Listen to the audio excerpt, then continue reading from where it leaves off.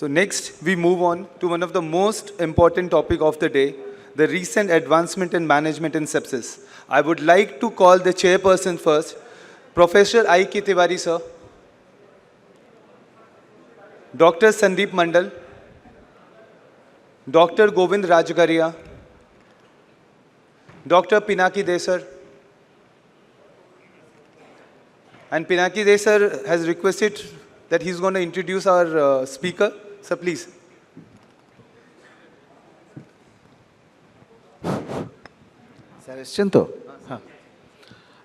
Today we live in a world of ChatGPT, and if we go for a ChatGPT search, they are asking what is the most common entry point diagnosis to an ITU. It will be definitely sepsis with or without septic shock. So whoever we are, whatever we are, wherever we are, we have to know something about sepsis. And to tell us about the recent advancement of diagnosis and management of sepsis, we have with us a very eminent critical care specialist, Dr. Ajoy Sarkar. Thank you very much, sir. He is MD, MRCP, FRCP, and now in charge of critical care unit, PRS Hospital, no, sir? Yes. Thank you, Chairpersons, and I'd like to thank the organizer for asking me to talk on this subject. But at the same time, I do apologize for the slides which I have made for 45 minutes talk, and now I have to squeeze in 20 minutes. I don't know how do I do that. Anyway, I'll try my best. So, advancement in management of sepsis, right from the diagnosis and then from biomarkers, then from management and also pathophysiology. So there has been a lot of advancement. So first the sepsis word was coined by Hippocrates in 4th century, and that was on the breakdown of cells. After that, we had a diagnosis in 1991 with sepsis 1. Subsequently, we find that that is not enough. So we went for sepsis 2, incorporating SOFA scoring system. Again, we had a problem with this diagnosis. Then now we are having this third diagnosis, which we are practicing right now. What is that? It's a life-threatening organ dysfunction caused by the dysregulated immune response to an infection. 3 words: organ dysfunction, dysregulated immune response, and infection. But the problem lies with, and the SOFA score was that so many variables with points, so it's very difficult. So we made Q-SOFA. What is that? 3 or hypotension, respiratory rate, and altered mental state. Any 2 of 3, you will have a poor prognosis of sepsis. So that is the purpose of doing Q-SOFA. And also, there is a problem with organ dysfunction because it's always, very occult. And so, any patient who have infection, you have to consider there is sepsis unless proved otherwise. Or any patient who is coming with organ dysfunction has to be considered sepsis as a differential diagnosis unless proved otherwise. This is the rule of thumb, because we are doing we are practicing in that way. But the problem lies with other comorbid conditions, because we do get a lot of patients who has got a COPD, who has got a heart failure, renal failures, and having sepsis. So organ dysfunction, to find out in that group of patients, is a difficult one. So this definition perhaps is not right. And the other disease called meningitis, where you have infection, organ dysfunction, but it's not sepsis. It's not a sepsis, so it's not right. So what we need to know, the severe sepsis or septic shock, what is known as a particular group of patients who has got profound circulatory, cellular, and metabolic abnormalities, because they have got a very high mortality. And we need to identify them, because this is saying that sepsis could be 50% mortality, but a study which has shown that most septic patient, unless there is septic shock, mortality is less than 5%. But once it lands up with shock, goes from 20% to even 50%. So our purpose is to identify sepsis at a stage where it is in the stage of sepsis only, not going into the septic shock. If it is going into the septic shock, then you are not, the management, whatever you will do, one out of two patients is going to die. So how can we identify that sepsis? There is the role of biomarkers, and biomarkers is coming up in a very fast way. So I'll just quickly go through. We have been trying so many biomarkers, right from CRP, prolactin, and the general one, and also going for pro-adrenomodulin, which is more sensitive and specific biomarkers, but not the ideal one. Why not ideal one? Because a correct biomarker or ideal one should have this mnemonic assured, affordable, sensitive, specific, user-friendly, and most important is you can measure it by point of care technique. What is point of care technique? A patient coming with chest pain, you do TROP-T, positive, you know that patient needs intervention right now. This is the point of care technique. We need to have something where we are suspecting sepsis in the ED, we do that test, yes, sepsis. So start treatment from that point of time, because you all know every hour is important in sepsis. And if you don't do that, they might land up into septic shock. So what is the novel biomarker? It's a pancreatic stone protein is coming up. It's a pancreatic stone protein, and it can be measured by point of care. Initially, it was measured by ELISA technique. Now they have developed and they have validated this technique. It's not in our market or India, but it's a Western world. They are doing that. And they could find that this is so good that it can identify sepsis 4 to 6 hours prior to all the available biomarkers. So 6 hours for sepsis is very, very important. If you go by another study, every hour the mortality goes by 7%. So 6 hours nearly it will be 49%, nearly 50%. So, and the other thing is that SARS and sepsis, it can differentiate. There is a very good study where the severe burn patient, they did all the biomarkers was high, but pancreatic stone protein was low. Even with severe burn, more than 50%, and after doing scrapping, this biomarker doesn't go up. But once that burn patient got infected, biomarker started rising. So it's so beautiful. And also in post-operative patient, those who have developed infection, their biomarkers goes up with pancreatic stone protein. This is perhaps the one I've just highlighted. Now coming to the management. Management, we all know that management starts from fluid resuscitation, antibiotic, lung protective ventilations, vasopressor, steroid, anticoagulation, glucose control, and anti-inflammatory. But there are many ifs and buts in this management. This is the standard chart. I have shown it in different conference. It's all blue with tick mark is highly recommended by Survival Sepsis Campaign guideline. And the red one, we should not do.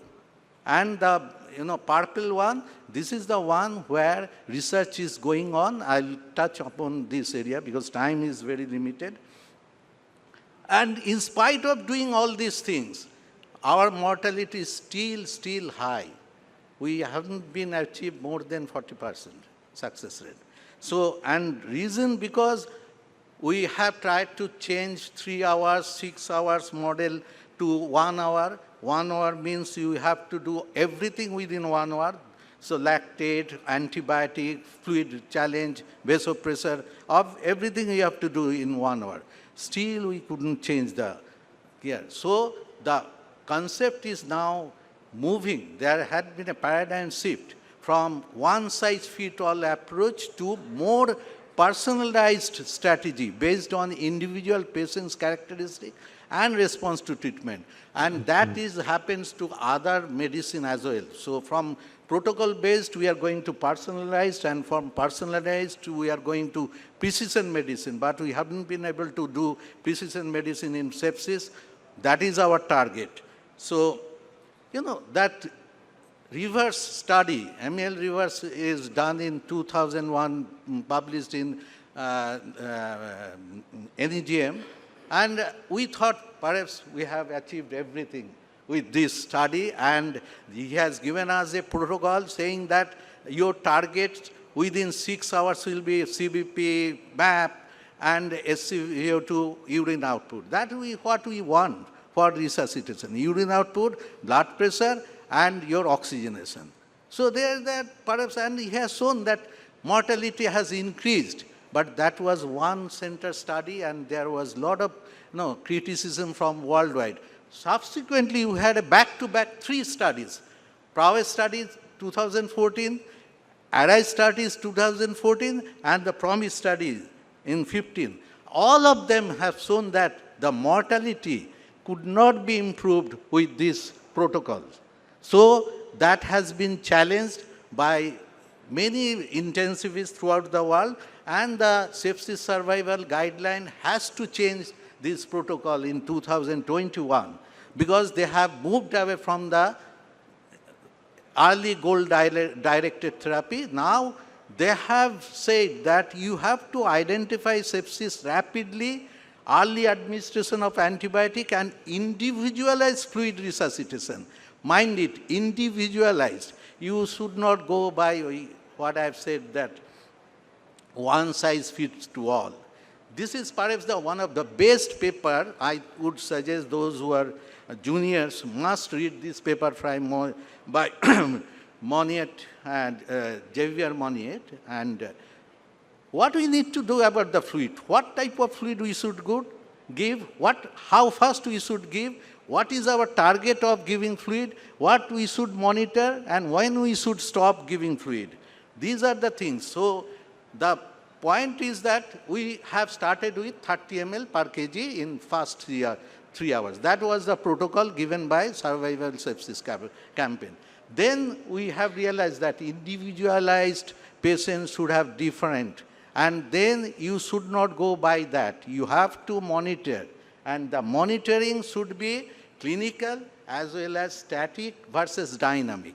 Which one is good? We all know that dynamic is good, but I'm sure any center in Calcutta are not doing dynamic monitoring for fluid management. Reason because they are more complicated. What we can do, I'll just give you a few areas. And we all know phases of fluid therapy has got 4 phases. Remember ROSE. ROSE means resuscitation. O is optimization. S is stabilization. E is evacuation, de-escalation. So we all know fluid, when you are giving, you can give too much fluid. In best hand, it can happen, but you have to evacuate that fluid.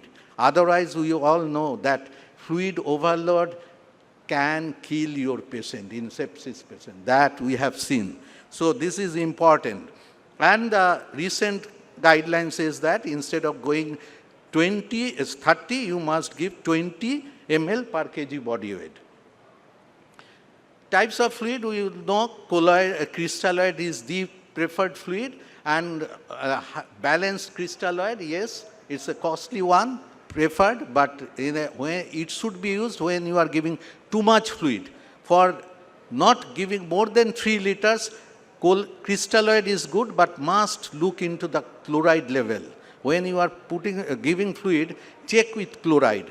And albumin, yes, if there is hypoalbuminemia with hypovolemia, one should use albumin, but colloid is no way. And how fast it should be given? That, current concept is different. There is no formula which can be applied for fluid therapy.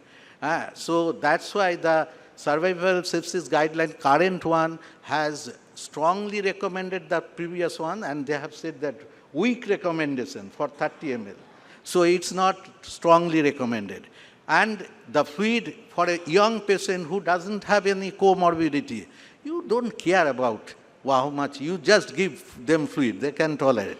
But a patient who has got so many comorbidities and elderly, you must be careful giving fluid, even 20 ml.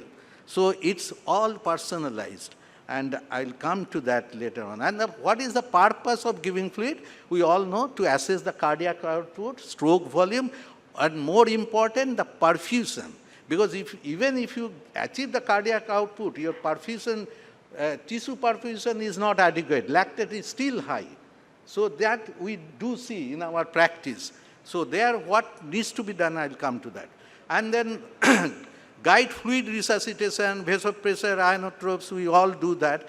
Again, to personalize treatment, depending on what stage you are dealing with your patient. Is it in the salvage stage, or in the optimization stage, or in the stabilization stage, or it's de-escalation stage? So that will give you. Now, how can we monitor fluid resuscitation?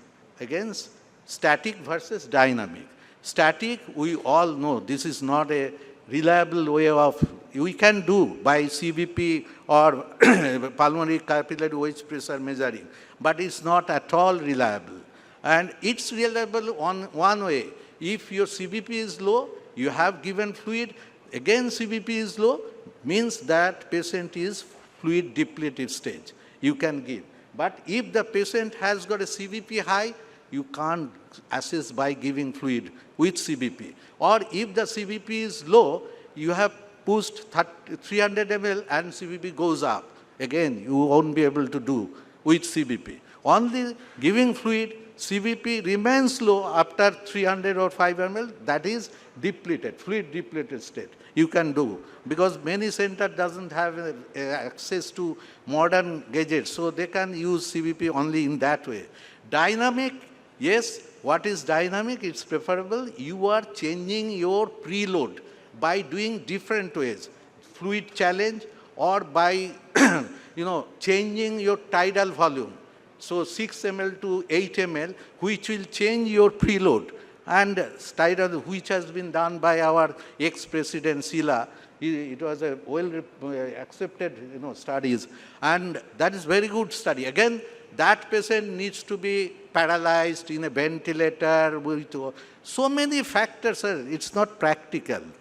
And fluid responsiveness, we call it when you have a more than 10 to 15% of increase of stroke volume or cardiac output.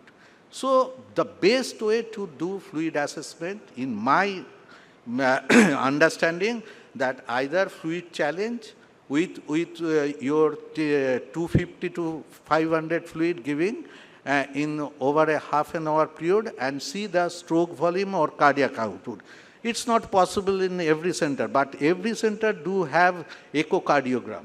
So I think echocardiogram with a good sonologist or who can learn this technique will be able to do that. I'll come to that. Mini fluid, again, if you have a patient with fluid overload or obese, you cannot judge whether fluid is overload or not. In that case, mini fluid means 100 ml in 1 minute, and see whether 5% increase is there. If 5%, then it's a fluid responsive. And passive regularizing test, it's everyone knows about that. How do you do? I am not saying your bed has to be like that and it goes up. It should be kept for 1 minute, and you have to see the stroke volume, cardiac output, all these.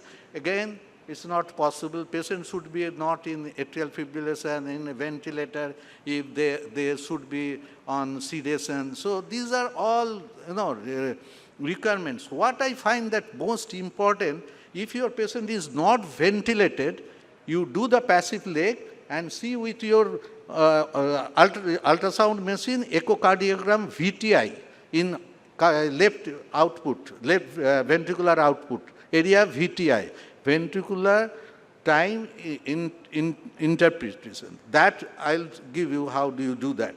And that will give you the correct measurement. Or if the patient is ventilator, you have got ETCO2. ETCO2, you measure the ETCO2 and do the passive leg rising. If there is 2 millimeter of increase or of PCO2, that indicates that your patient is fluid responsive. And that can be done even in a ventilated patient with easily. So these two I find that very interesting, and I have just discovered that ECTO2 very recently, and I haven't started.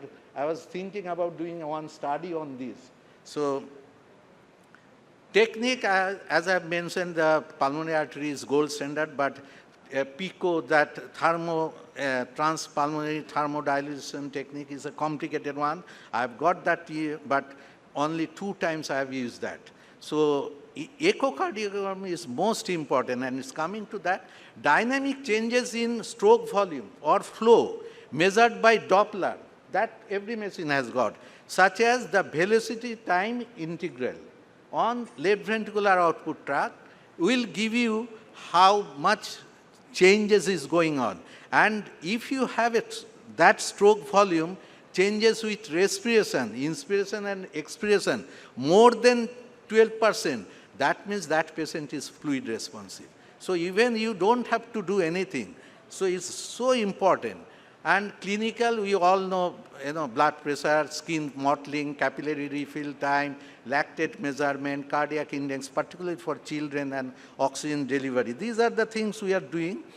But in summary, hemodynamic monitoring in septic shock or fluid responsiveness involves a move away from static pressure-oriented matrix to dynamic functional assessment, and combining with real-time cardiac output measures plus clinical.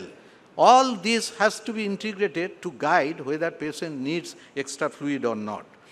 Lactate I have already measured. I'll just take some time because, as I mentioned, hemodynamics I'll go quickly. There is a concept that you must start NORAD when the patient is on IV fluid. So during IV fluid, NORAD has to be started simultaneously, and there are 5 advantages if you can start that. One is you can correct hypotension very fast, and that NORAD you don't have to go for central line. From the peripheral line, if you started fluid and also you start NORAD, you can increase the cardiac output, you may recruit more microcirculation and improves microcirculations, and also prevent the harmful effect of fluid overload. And studies have shown that by using noradrenaline during fluid assessment, the outcome is much, much better. So that is one thing we must practice. And the fluid vasopressin, NORAD is the drug. After that, you can add vasopressin or adrenaline, dopamine in no way. What should be your map? This is a very interesting slide. We all want map because we want auto-regulation. We have got an auto-regulation for liver, kidney, brain. So to preserve our vital organs, even if you have a shock, because of your auto-regulation, your organ survives. And it has been shown that those who are normotensive, 65 is the best pressure to have best auto-regulation. That is why 65. Now, it has been also shown those who are hypertensive, their auto-regulation is slightly up, around 75. So it's important to see whether patient has hypertension before or not. When you are adding NORAD or adrenaline, whatever, what should be your map? No, 65 for a hypertensive patient is not the right. Same applies for where CVP is high or where intra-abdominal pressure is high. Your map will be higher. This is a new vasopressor.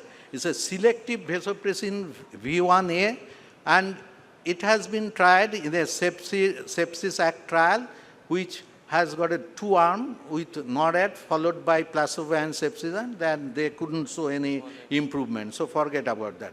This angiotensin 2, which is a non-adrenergic vasoconstriction, this is in the market. It's a good vasopressor, which has proved that when you have a circulatory failure or hypotension, this has got a very good effect in refractory shock. So one can use that one. So to summarize, noradrenaline is the first vasopressor in septic shock. Epinephrine and vasopressin is the second line. Angiotensin is another alternative for second line. Early NORAD administration is recommended, and MAP will be varying from 65 to upwards in certain situations I have mentioned. Another interesting, if you are, many of you are doing, critical care, you find that systolic pressure is 110 and the MAP is 70, but diastolic pressure is 45.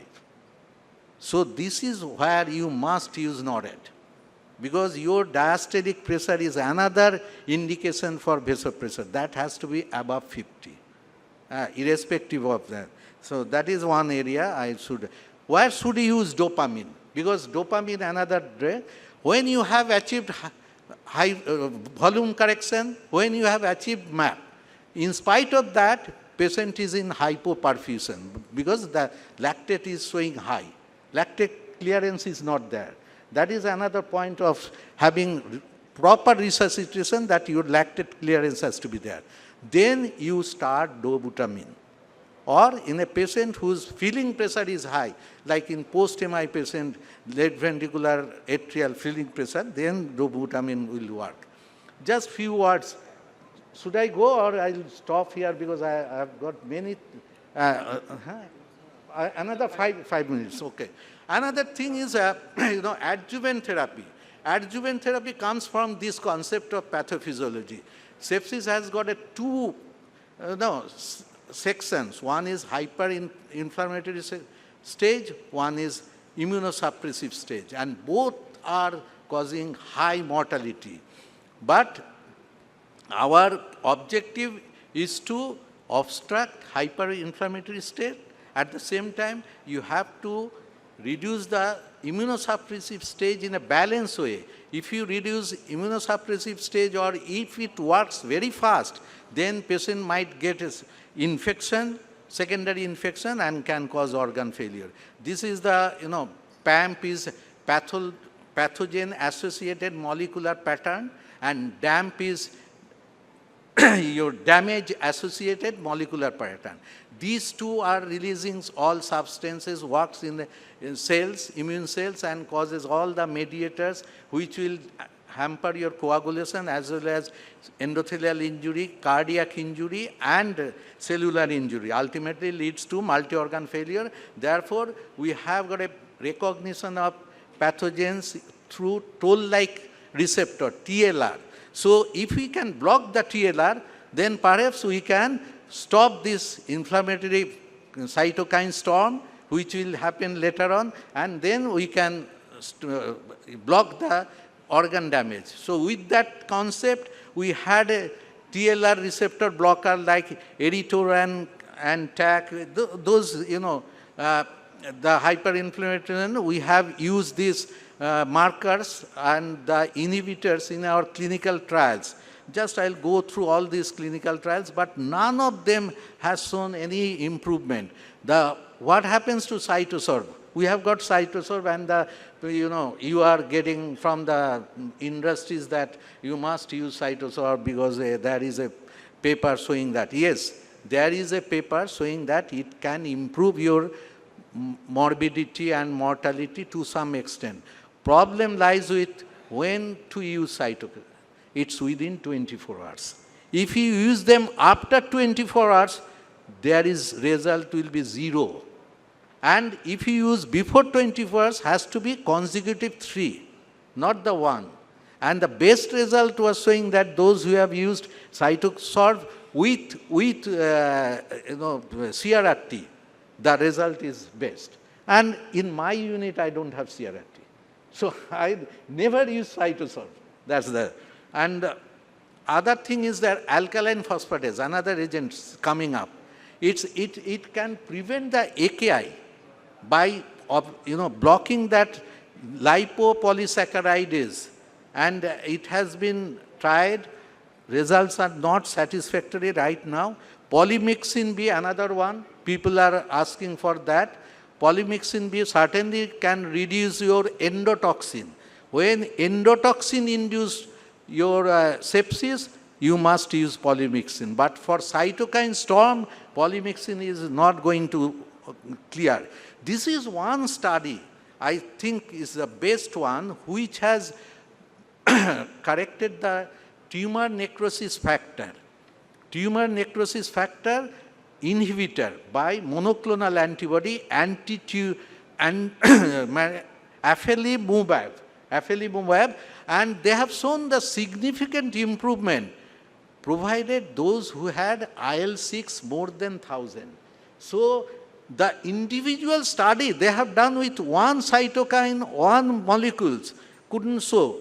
But this one study where they have taken into consideration of multiple cytokines.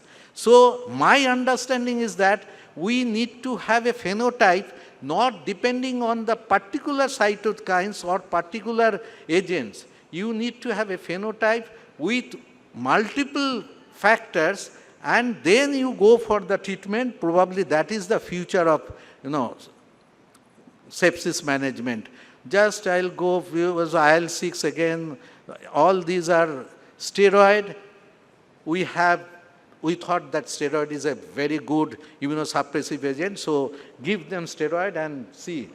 Many studies, just look at, I have given the name, all of them have shown that doesn't improve mortality. Rather, so it's not all because of immunosuppression.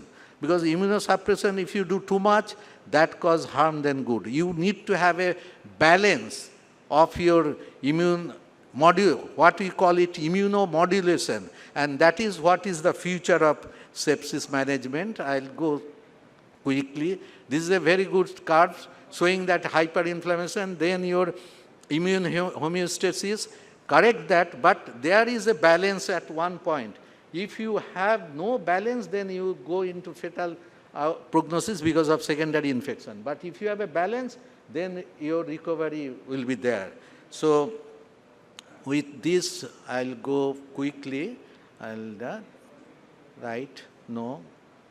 Just artificial intelligence, because this is now, everybody is fancy about asking what is the role of artificial. Yes, it has tried and developed a real-time personalized sepsis prediction framework by which you can identify sepsis 4 hours earlier.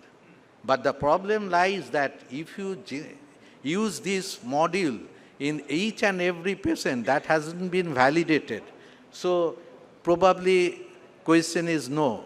Till now, we don't have any tool which will tell us that, yes, I'll put this tool for my septic patient and I'll go with that. No. So lastly, I'll conclude with this word. The frequent failure of sepsis therapies point to the need for a paradigm shift towards more personalized and timely intervention. As we continue to dissect the complex cytokine network and varied immune responses in sepsis patients, future research should prioritize phenotype-driven, personalized approach that consider the unique profile of individual patient to enhance treatment outcomes in sepsis management. And I'll end my talk with Govind Rajgarhia, the father of evidence-based medicine. What he says, evidence-based medicine is not cookbook medicine. External clinical evidence can inform, but can never replace your individual clinical expertise. And it is this expertise that decide whether the external evidence applies to your individual patient or not. If so, how it should be integrated into your clinical decisions. And that is what I'll say, finish with this word, that sepsis is clearly one instances where one size does not fit all. Thank you. Thank you, sir. Thank you. Excellent talk as usual. And I think being an intensivist, this topic is very, very close to our heart. And if time permits, we can go for another hour for discussion without any tiredness. No, I was given 45 minutes. Yes, sir. But for to concise the thing, just highlight 2 or 3 points, whatever you have covered in short time. That is detection, source control, and strike it hard. The lecture today started with Dr. Subhash Toditar in the morning. Very beautiful lines he started in the oration, the common mistakes in ICU. He highlighted the thing. If your patient is sick, sepsis, you are treating on the basis of culture or waiting for the fulminant pictures, your junior most resident can diagnose, but it's very difficult to treat with organ failure. But if you are an experienced one, if you can detect it early, it's easier to treat. What sir has shown, sepsis, 5% mortality, with organ failure, more than 20% mortality. So how we can detect? So many devices sir has shown. Simply clinics, what Todiswara is trying to highlight in the morning, urine output, hematocrit, lactate. You believe me, in post-transplant setting, when I used to see the patient, we do the hourly ABG. Post-transplant, we receive the patient. We sit in the bedside and just see the lactate change. From 2.5 to 2.7, we are eagerly waiting for the next ABG. If it is 2.9 or 3.1, it gives us the alarm. Either liver is not functioning or some new onset sepsis. So these minor points we detect. Second is the source control. Sometimes we forget. Some indwelling catheters are there, patient is shifted from the hospital. We are giving on colistin, meropenem, everything, but not removing the source or any liver abscession thing. And third thing is, strike it hard. I have communicated to my juniors, if you think patient in what sir was highlighting, sepsis with organ failure, you choose your antibiotic, the best one possible. I will not criticize. You give colistin, you give micafungin, you give whatever you had, but I have to de-escalate to review the thing after 24 to 48 hours. Otherwise, it is a crime. So this is the take we try to do it. And I think if you have question, we can discuss some question, take some question.